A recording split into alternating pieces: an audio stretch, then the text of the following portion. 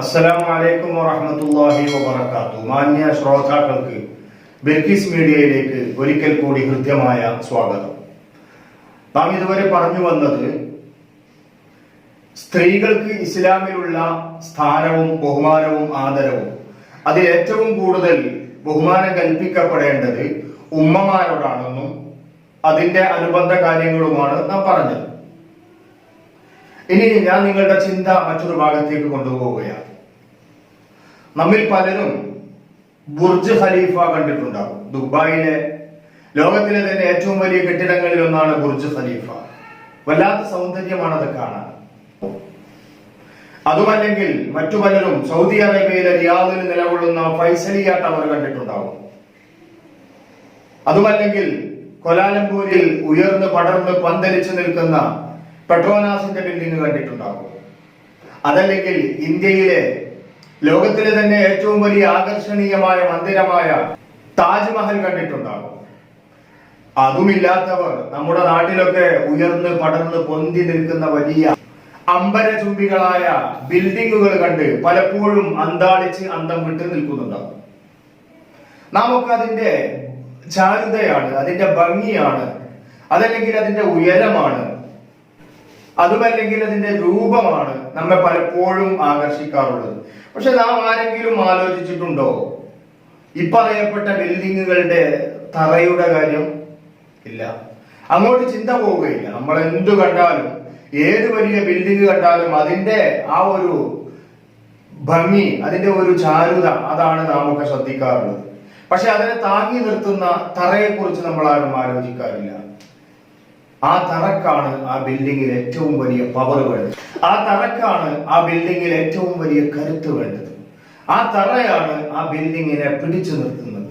അതിന് ബാക്കി വരുന്ന ഭംഗിയും അതുപോലെ അതിന്റെ ആവേശവും നൽകുന്ന ഏതൊക്കെ കാര്യങ്ങളുണ്ടോ, ഏതൊക്കെ ഘടകങ്ങളുണ്ടോ, അതിനെയൊക്കെ താങ്ങി നിർത്തുന്നത് അതിന്റെ തറയാണല്ലോ, അല്ലെ? ഇതേ രൂപമാണ്, ഇതേ സ്ഥാനമാണ് ഒരു വീട്ടിലെ ഗൃഹനാഥൻ അഥവാ ഉപ്പാക്കുള്ളത്. ഒരു ഉപ്പയെ സംബന്ധിച്ചിടത്തോളം എപ്പോഴും അദ്ദേഹത്തിന് ടെൻഷനുകളാണ്. പലർക്കും പലപ്പോഴും പല പരിഭവങ്ങളുമുണ്ട്. എന്റെ ഉപ്പ എന്നോട് കൂടുതൽ സംസാരിക്കൂല, അല്ലെങ്കിൽ ഭർത്താക്കന്മാരെ കുറിച്ച് ഭാര്യമാർക്കുള്ള ഒരു പരാതിയാണ്, നിങ്ങളുടെ കാര്യവുമായി പോവുകയാണ്, വീട്ടിലെ കാര്യങ്ങളൊന്നും ശ്രദ്ധിക്കൂല. ഇതൊക്കെ വീട്ടിലുള്ള പരാതികളാണ്, സ്വാഭാവികമാണ്.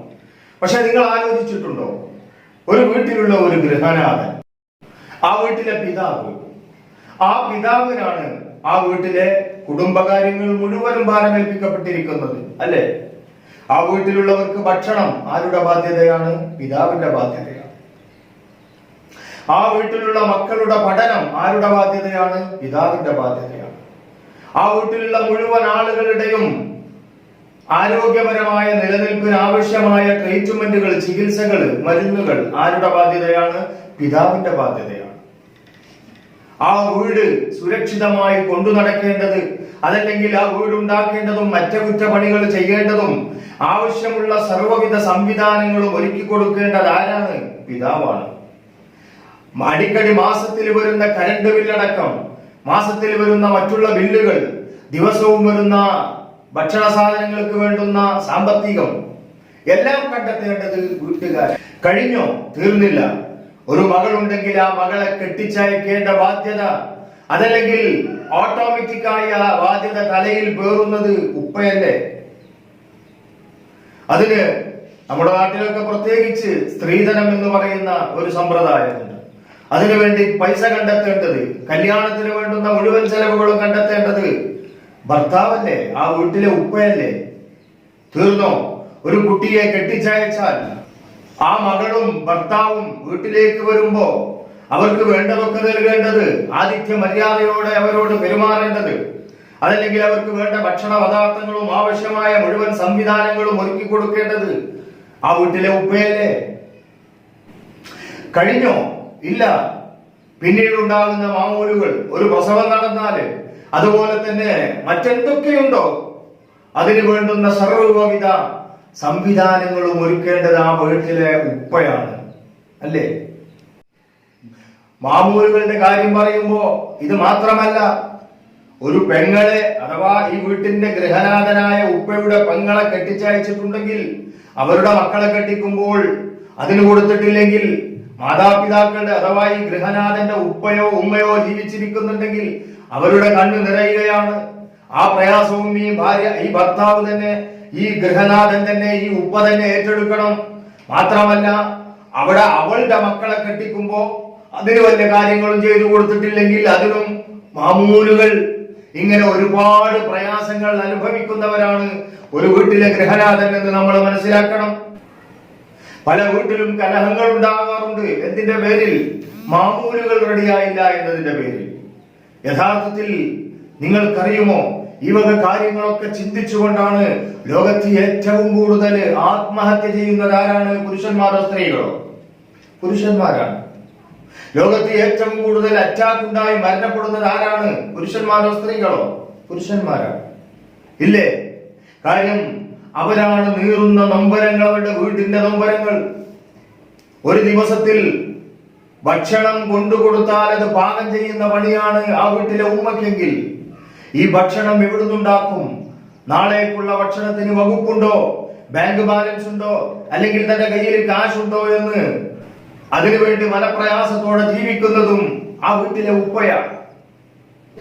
എന്നാൽ നാം മനസ്സിലാക്കേണ്ടുന്ന പരമമായ ഒരു യാഥാർത്ഥ്യമുണ്ട്. അഥവാ ആ ഉപ്പ കുറച്ച് വയസ്സായി കഴിഞ്ഞാൽ ഒരു മകളെ അല്ലെങ്കിൽ രണ്ടു മക്കളെ കെട്ടിച്ചയക്കുമ്പോ, അല്ലെങ്കിൽ മകൻ കല്യാണം കഴിച്ച് വീട്ടിലേക്ക് മറ്റൊരു മരുമകൾ വരുമ്പോ, പിന്നെ വീട്ടിലുള്ള ഈ ഉപ്പയുടെ ഭാര്യ അഥവാ ഈ മക്കളുടെ ഉമ്മ ഭർത്താവാകുന്ന ഗൃഹനാഥനുമായി അകലുകയാണ്. പിന്നീട് ആ ഉമ്മക്ക് അടുപ്പമുള്ളത് വീട്ടിലെ മരുമകനോടാണ്, അതല്ലെങ്കിൽ വീട്ടിലെ മരുമകളോടാണ്. ഈ ഭർത്താവുമായി ജീവിച്ച കാലങ്ങളായി ഒരുമിച്ച് ജീവിച്ച ആ സൗകര്യങ്ങളും ആ അനുഭൂതികളും എല്ലാം മറന്നുകൊണ്ട് മക്കള് വലുതാകുമ്പോ മക്കളെ കൂടെ കൂടി ഭർത്താവിനെ അഥവാ വീട്ടിലെ ഗൃഹനാഥനെ അകറ്റി നിർത്തുന്ന ഒരു സ്വഭാവമുണ്ട്. നിർബന്ധമായും ഈ കാര്യത്തെ കുറിച്ച് ഉമ്മമാര് ബോധവാന്മാരാവേണ്ടതുണ്ട്. കാര്യം പല വീട്ടിൽ നടക്കുന്ന പ്രയാസങ്ങളുടെ അടിസ്ഥാന കാരണം അതാണ്. വീട്ടിലെ മകൻ വലുതായി കഴിഞ്ഞാൽ, ആ മകന് അത്യാവശ്യം സാമ്പത്തികമായ സ്രോതസ്സുകളൊക്കെ ആയിക്കഴിഞ്ഞാൽ പിന്നെ ഭർത്താവിനോട് അഥവാ ഈ മകന്റെ ഉപ്പയോട് ഭാര്യക്ക് അഥവാ ഈ മകന്റെ ഉമ്മാക്ക് സ്നേഹം കുറയുകയാണ്. കാര്യം എനിക്ക് ഭക്ഷണം വാങ്ങിത്തരാൻ, എനിക്ക് മരുന്ന് തരാൻ, എന്നെ വയസ്സാകുമ്പോ നോക്കാൻ എന്റെ മകനുണ്ട്, അതുകൊണ്ട് ഇനി ഭർത്താവ് ഇല്ലെങ്കിലും കുഴപ്പമില്ല എന്ന് ചിന്തിക്കുന്ന ഭാര്യമാരാണ്. അത്തരം പ്രശ്നങ്ങളാണ് പല വീടുകളിലും പ്രശ്നങ്ങൾക്ക് അടിസ്ഥാനപരമായ കാര്യം. ഈ കാര്യം വീട്ടിലെ ഉമ്മമാർ വളരെ ഗൗരവത്തോടുകൂടെ ചിന്തിക്കേണ്ട ഒന്നാണ്. വയസ്സാകുന്തോറും ഭർത്താവിനോടും വയസ്സാകുന്തോറും ഭർത്താവിന് ഭാര്യയോടും സ്നേഹമാണ് വേണ്ടത്. നിനക്ക് ഞാനല്ലാതെ ഇല്ല, നിങ്ങൾക്ക് ഞാനല്ലാതെ മറ്റാരുമില്ല എന്നുള്ള ചിന്തയും ആ ഉപദേശവും ആ സംസാരവുമാണ് വരേണ്ടത്.